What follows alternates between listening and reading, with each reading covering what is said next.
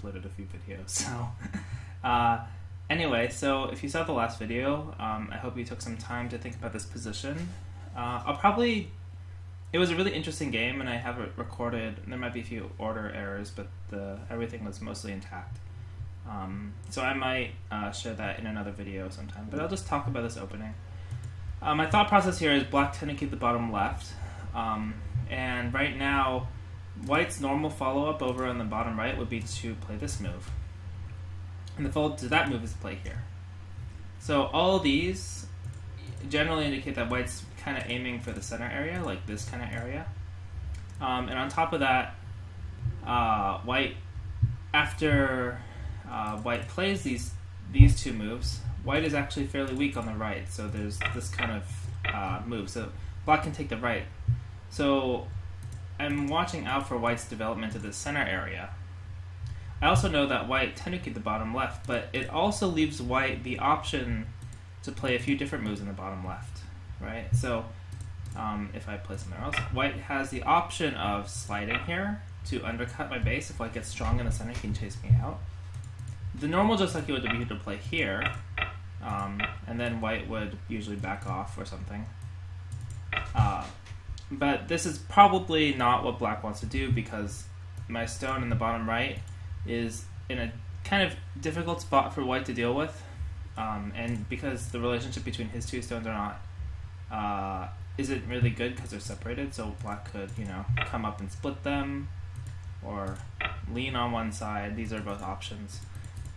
So I understand maybe white, is holding in reserve some different options in the bottom left. And so I'm thinking about the center, and I'm thinking about the development of the board. So I have this, even after white gets two moves here, I can play in the bottom right, this kind of extension.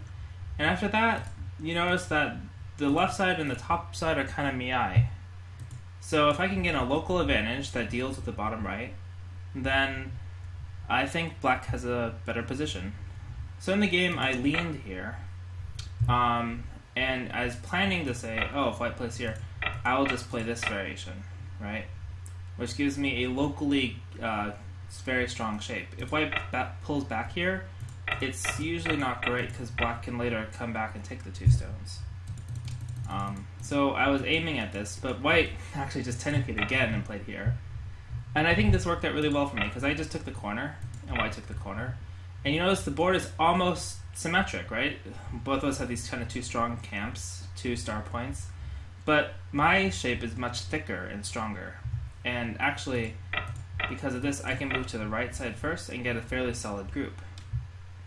Right now, the board is basically symmetric. The right side is kind of more black's area than white's, because even if white comes in after the top right settles, black can make good shape, like live here easily. So it's difficult for white to attack this group.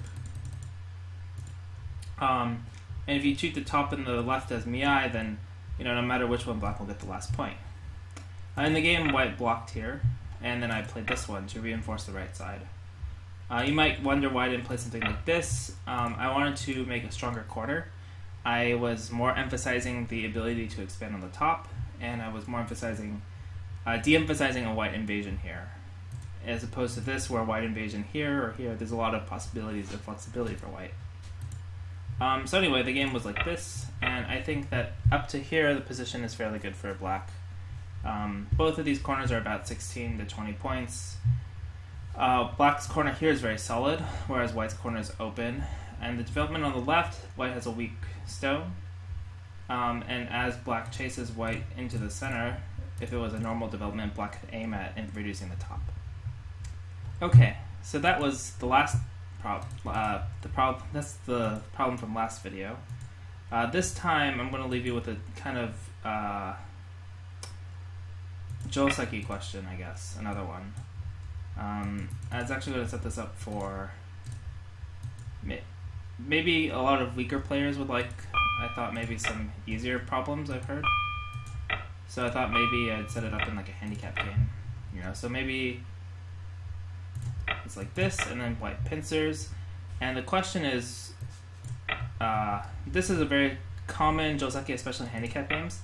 But the question is, after white black blocks, what's the next move for black to play? Okay, and I hope that's an interesting position for you to think about, and I hope the video was interesting, so I'll see you next video.